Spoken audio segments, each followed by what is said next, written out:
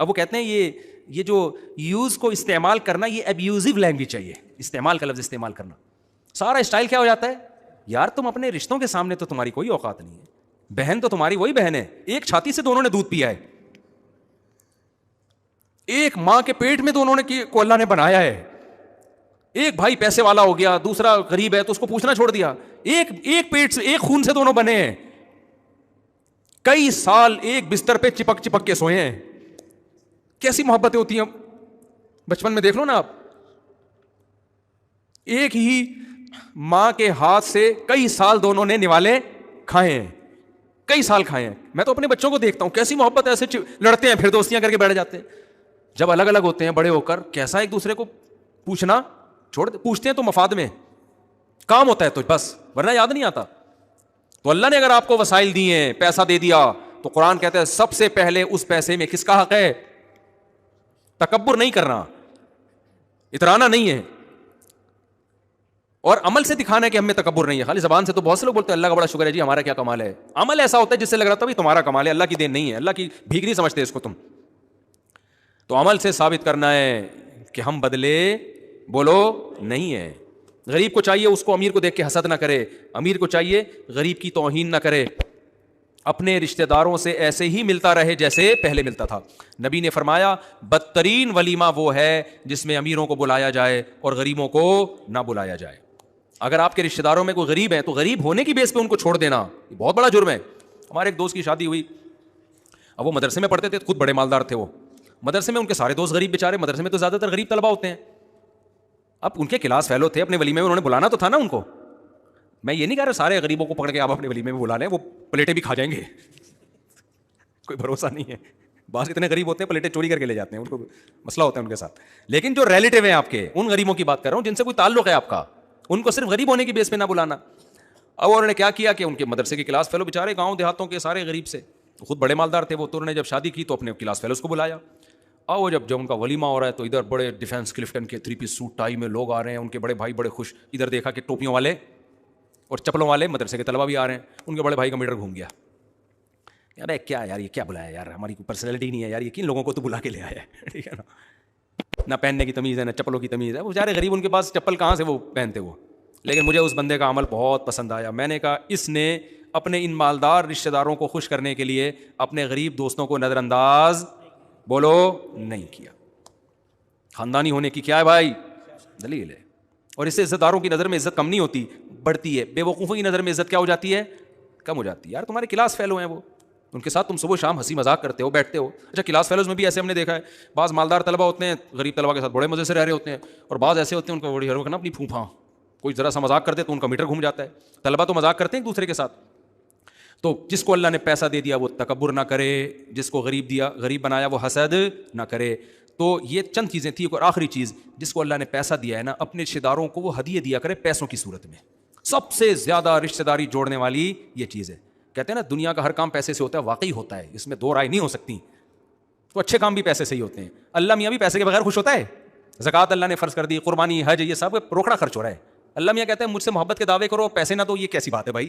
کسی girl friend سے آپ بولیں کہ مجھے بہت محبت ہے, میں تم سے شادی کرنا چاہتا ہوں, کہتی ہے موبائل دلا دو, کہ پیسے نہیں دوں گا بھائی. میں مشورہ جتنے چاہیں مجھ سے, میں آئی فون کا مشورہ دے سکتا ہوں کہ ابھی 14 پرو وہاں سے ملے گا, 15 پرو وہاں سے ملے گا, 12 پرو وہاں سے ملے گا. مشورے آپ مجھ سے لے سکتی ہیں جتنی چاہیں آپ. وہ میں چٹکلا سناتا ہوں نا, ایک آدمی نے اپنی گرل فرینڈ سے بولا, بس یہ ختم کر رہا ہوں بیان, گرل فرینڈ سے بولا کہ میرے پاس وسیم, میرے دوست وسیم کی طرح گاڑی تو نہیں ہے لیکن میں تمہیں اپنی پلکوں پہ اٹھا کے گھما سکتا ہوں. میرے پاس میرے دوست وسیم کی طرح 1000 گز کا بنگلہ تو نہیں ہے لیکن دل میں جگہ دے سکتا ہوں. تمہیں کیا چاہیے؟ اس نے کہا وسیم کا فون نمبر چاہیے مجھے, اور کچھ نہیں چاہیے, تو چھوڑ دے. تو میرے بھائی ایسا ہی ہے, جتنی گنجائش اللہ نے دی ہے اس حساب سے کیا کرو خرچ. تو سب سے بہتر خرچ کرنے کا موقع کیا ہے؟ اپنے رشتہ دار, جن میں ماں باپ, بیوی پہ تو خرچ کرنا ہی ہے, وہ تو ظاہر ہے بیوی ہے, وہ تو کرتے ہی ہیں, جو نہیں کرتے وہ کرنا شروع کر دیں, ٹھیک ہے نا. اس کے بعد بھائی بہن بھی ہیں, چچا ماموں بھی ہیں, خالہ, کوئی بھی غریب ہے تو ان کے لیے منتھلی اماؤنٹ باندھ دو. اس سے جتنا رشتہ جڑتا ہے خدا کی قسم کسی اور چیز سے نہیں جڑتا. اور نبی نے فرمایا لیس الواصل بالمکافات, رشتہ داری جوڑنے والا وہ نہیں ہے کہ وہ اچھا سلوک کر رہا ہے تو تم بھی کرو. ایسا تو دوستوں کے ساتھ بھی ہوتا ہے بھائی, میں آپ سے اچھا سلوک کروں گا آپ بھی کرو گے, نہیں کروں گا تو آپ بولو گے جاؤ یار, تمہارے لوگ کہتے ہیں نا تمہارے نوکر ہیں کیا. لیکن رشتوں کے معاملے میں اللہ نے کہا جو اچھا سلوک کرے تو بھی کرو, نہیں کرے تو بھی جوڑنے کی کوشش کرو. ہاں ایک حد تک ہے, ظاہر ہے وہ بہت ہی نقصان پہنچا رہا ہے تو پھر ایک الگ بات ہے. نارملی ہمیں حکم یہ ہے کہ وہ اچھا کرے یا نہ کرے, آپ نے اپنی ذمہ داری پوری کرنی ہے, اس کا اللہ آپ کو قیامت کے دن اچھا بدلہ دے گا. یہ ہوتا ہے اللہ کے حوالے اپنے آپ کو کر دینا, کہ جو اللہ نے ہمیں کہا, اللہ نے کہا رشتہ داری جوڑنی ہے بس. اب بھائی جو مرضی کریں, کیا کریں, رشتہ ہے, کیا کریں. لوگ کہتے ہیں نا یار تیرے ابا اتنی سختی کرتے ہیں, تیرے ابا تجھے ڈانٹتے رہتے ہیں, تو کیا کرتا ہے تو چھوڑ کے. اللہ کے جواب میں کیا کہتا ہے, یار کیا کروں, ہیں بھی تو کیا ابا ہے نا, وسیم بھائی تھوڑی ہیں, سلیم بھائی تھوڑی ہیں, میرے والد صاحب ہیں یار. کہتے ہیں کہ نہیں کہتے؟ تو بالکل صحیح کہتے ہیں. لوگ کہتے ہیں یار میری اماں ہر وقت صلواتیں سناتی ہیں, کیا کروں بھائی, کیوں نہیں چھوڑتا. بھائی کیا کریں یار, ماں کو کون چھوڑ سکتا ہے. تو بالکل ایسے ہی بھائی بہن بھائی کو بھی کوئی نہیں چھوڑ سکتا, بھانجے بھتیجوں کو بھی کوئی نہیں چھوڑ سکتا, چاچے ماموں کو بھی کوئی. بس تھوڑا سا دائرہ بڑھا لو اس کا, ٹھیک ہے نا, دائرہ کیا کر لو تھوڑا سا. ہاں شوربے کا شوربہ نہ ہو جائے وہ والا لطیفہ. وہ ایک آدمی کسی, بس یہ آخری لطیفہ سنا دیتا ہوں, بیان تھوڑا فریش بھی ہو جائیں گے, بیان بھی کمپلیٹ. بعض دفعہ یہ تو بہت دور کا, ایک آدمی کسی کے گھر گیا نا, اور رشتہ داری پہ بیان اس نے سنا ہوا ہوگا, اس کو پتا تھا میں اس کا رشتہ دار نکلوں گا تو مجھے کھلائے گا. اس نے پوچھا تو کون ہے بھائی, کس سلسلے میں آنا ہوا. اس نے کہا میں آپ کے ماموں کے, خالہ کے, پھپھے کے, چاچے کے, دیور کے, فلانے کے, ڈمکانے کا ڈمکانا ہوں. اتنی لمبی کو وہ کہاں سے تحقیق کرتا. اس کا خیال تھا رشتہ داری تو نکل آئی نا, اب کھانا تو بنتا ہے. وہ بڑا ہوشیار تھا, اس نے بٹھایا, پلیٹ میں پانی لا کے رکھ دیا. اس نے کہا یہ کیا کہہ رہے ہیں, مرغی کے شوربے کے شوربے کے شوربے کے شوربے کے شوربے کا شوربہ ہے. جتنی گاڑی رشتہ داری ہے اتنا گاڑا کیا ہے, سالن ہے. تو اللہ میاں کا یہی حکم ہے, جتنی قریبی رشتہ داری ہوگی اس کا حق بھی اتنا زیادہ, اور شوربے میں بوٹیاں بھی اتنی زیادہ ڈلیں گی اس میں.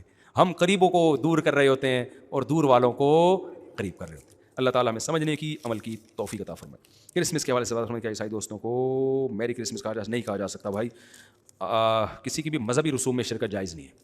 بدتمیزی کسی کے ساتھ نہ کریں, تو ان کو کرنے دیں, ان کا مذہب ہے. لوگ کہتے ہیں وہ بھی تو ہمیں عید پہ مبارکباد دیتے ہیں, وہ بھی تو ہماری مسجدوں میں آتے ہیں, آ جائیں. آپ ان کے مندر میں عبادت کے لیے نہیں جا سکتے. اگر وہ آپ کی مسجد میں نماز پڑھنے کے لیے آ جائے تو کیا آپ کے لیے جائز ہوگا آپ اس کے بھگوان کے سامنے جھک جائیں؟ وہ دلیل دے کہ میں بھی تو تمہارے اللہ کے سامنے جھک جاتا ہوں, تو تم بھی ہمارے بھگوان کے سامنے. ہم کہیں گے بھائی آپ کے مذہب میں اس کی اجازت ہے, ہمارے مذہب میں اس کی اجازت نہیں ہے. تو اگر عیسائی, وہ غیر مسلم کہتے ہیں ہم بھی تو تمہیں عید پہ مبارکباد دیتے ہیں, بھائی آپ کے مذہب میں جائز ہے, ہمارے مذہب میں کسی کی رسومات میں شرکت جائز ہے, مذہبی رسومات میں شرکت جائز نہیں ہے. کیونکہ اسلام کا ایک دائرہ ہے, اگر ایسا مرج ہو گیا تو سب گڑمڑ ہو جائے گا. اسلام بچا ہوا اس لیے کہ اس کا ایک تشخص ہے, اس کو برقرار رکھنا ضروری ہے. ہمارے نبی نے مشابہ سے منع اس لیے کیا ہے کہ ہمارا تشخص برقرار رہے, ورنہ سب خلط مت ہو جائے گا. 2 عیدیں ہیں, 3 عیدیں ہو جائیں گی. اور اگر مسلمانوں نے یہ چھوڑا, کرسمس پہ منانا نہ چھوڑا نا, تو پھر مسلمان ریکارڈ توڑتا ہے ہر چیز میں. عیدین کو بھول جائے گا, وہ کرسمس کو زیادہ منائے گا پھر وہ. تو اس لیے ہمارے لیے جو اللہ نے 2 عیدیں دی ہیں نا, عید الفطر, عید الاضحیٰ, وہی ٹھیک ہے.